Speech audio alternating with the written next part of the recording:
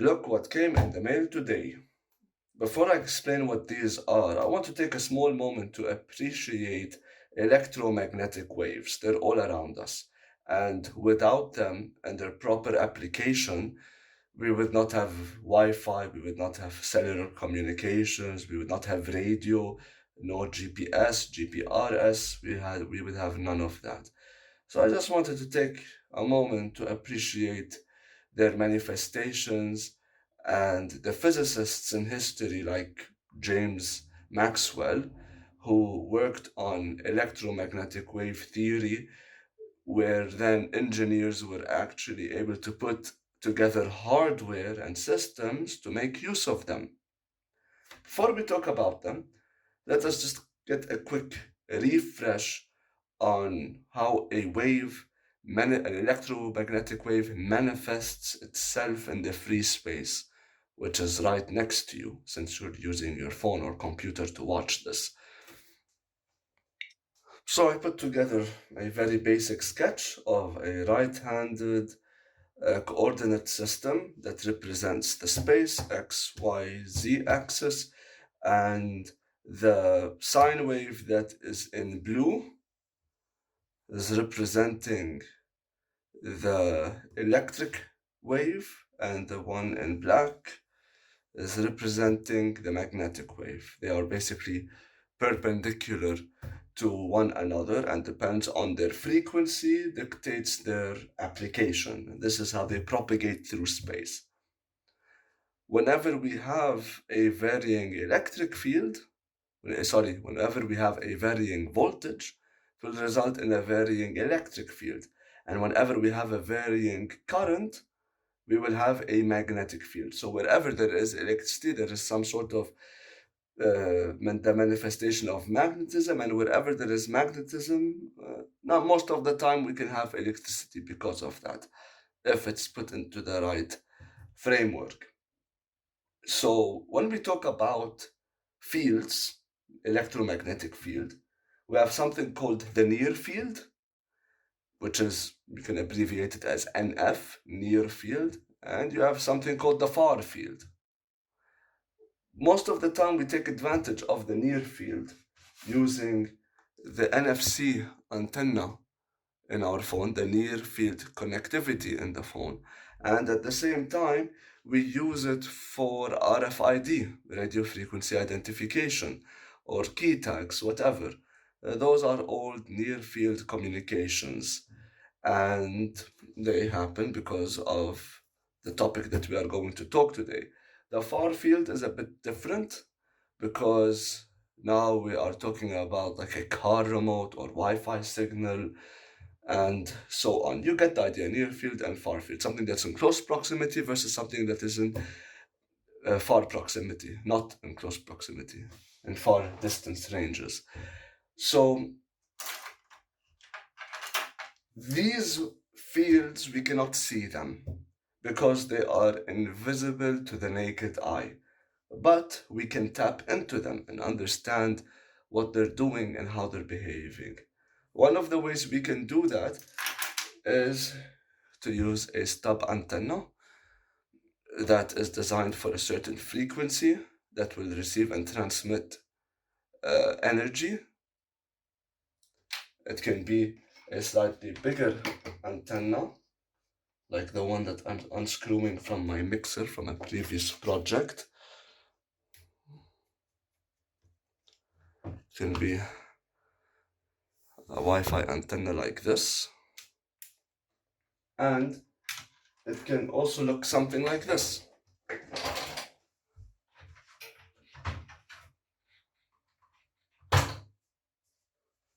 A telescoping antenna, and this is designed for 144 to 430 megahertz, and it's a telescoping antenna. So that works too, to tap in and receive and transmit the signals that we have encoded using electromagnetic waves. There's also something else we can use, something interesting, not necessarily to decode the information, modulate it and demodulate it, but just to understand if there's any leak and see the activity that is going on. And that's what these probes are designed for. These are near field probes, magnetic and electric field probes. In terms of marketing and what they call them, they are E field and H field probes. The E field is for the electric field and the H is for the B. Why they chose H instead of B, I am not really sure. But the one that has an open part in the middle, like these three, are going to be designed for the magnetic field, because the magnetic field will go through them and induce a current that we will be able to read. And the electric field can be picked up by these two stick probes. And as you can imagine, if we take this one and we put it in a certain orientation, we may lose our signal. So these are orientation sensitive.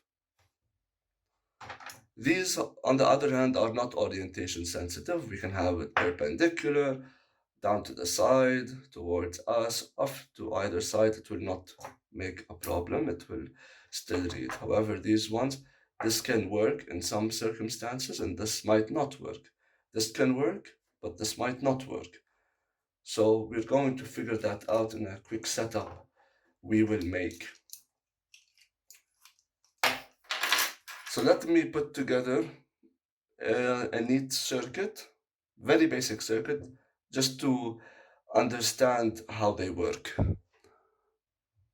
So this is a development board, a signal generator I bought a few months ago. I should probably also explain about this later on, but basically it will generate frequencies that are in the range of, this is the ADF 4351 phase locked looped.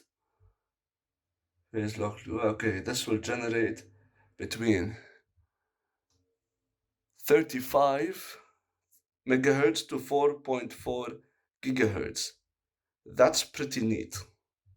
And this is the circuit, the basic block diagram of how the circuit works. It's a phase lock loop, and we can talk about that later on.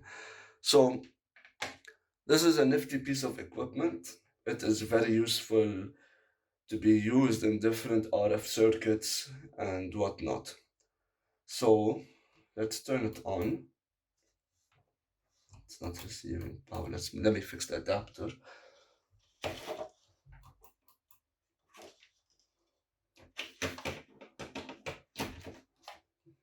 My adapter is a bit flimsy. I'm gonna remove the USB from here and I'm gonna plug it into here. There we go. Okay. My socket was a bit flimsy. So now it is on, and I'm going to use my spectrum analyzer with the biggest probe, and let's see how it behaves. Okay. Turn it on. Need to zoom out a bit.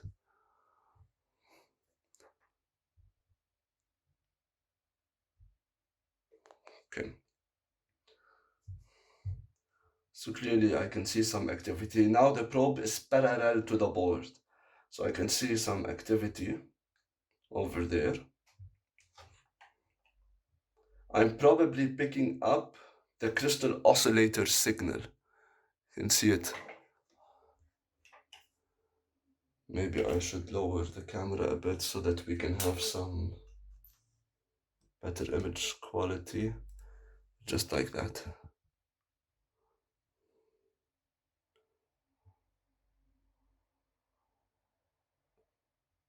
Lower the exposure a bit. Okay, so we can see that the probe is parallel and it is picking up some signal. This is the part where the RF goes out. This is where all the work happens. This is just a microprocessor, but each one will need its own timing crystal. So we can see when it's parallel to the board, it's picking up a signal. What happens if I put it perpendicular to the board? It still picks up a signal. Okay. So we were hovering it parallel to the plane of the board. And remember, the big one is not the big one. the magnetic field the probe is looking for changes in the magnetic field, changes in current that yield to changes in magnetic fields. But the big one is mainly looking at a general view of what's going on, so it might pick up anything else. Let us go to a smaller one. Maybe we can be a bit more picky with what we are looking for. Let's see how the second smallest one will behave. So I have the probe right over the oscillator over here. We have a small oscillator back here. So let's see. So it's picking up the oscillator. If I turn it to the side, that peak went down. If I turn it back parallel, it's more prominent. There's nothing busy over here. So like I said, this one's becoming more specific, and it is significantly smaller than the big one. If I go over here,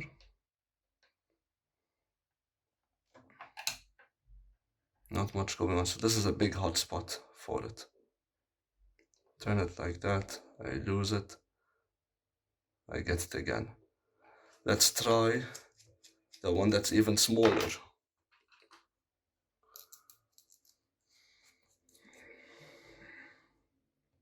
Okay. Oh, see, very specific.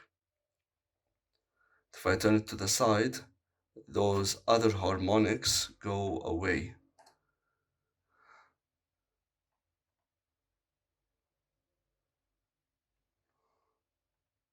And I can pick up some activity on the side here.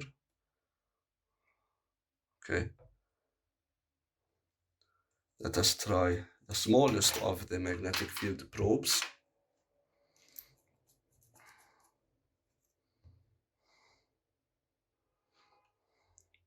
Can get the peak of the oscillator right there, and if I turn it to the side, the other signals go away. Maybe what happens if I do this, if I put it up, I'm still picking it up. I lose some of it, pick it up and I lose some of it. Interesting. So it's clear that the magnetic field probes are dependent on the orientation. Okay, let us take a look at electric field probes, which are just stubs, and they are independent of orientation. So there I have varying voltages. See, no matter which way I move it, stays the same.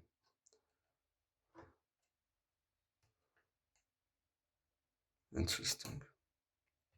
We'll talk about why this happens in a minute. What does electromagnetic waves in free space have to do with a circuit board, and what's this demonstration all about?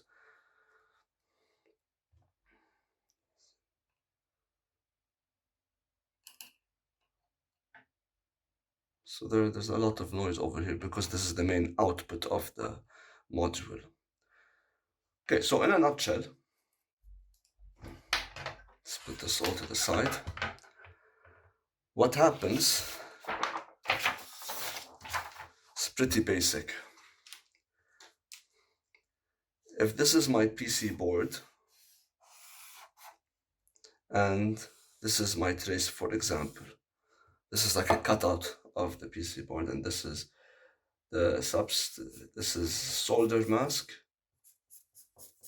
and the voltage is going through here, the current is going through here, and I have a voltage going through, a differential voltage between input and output, and the current is flowing through.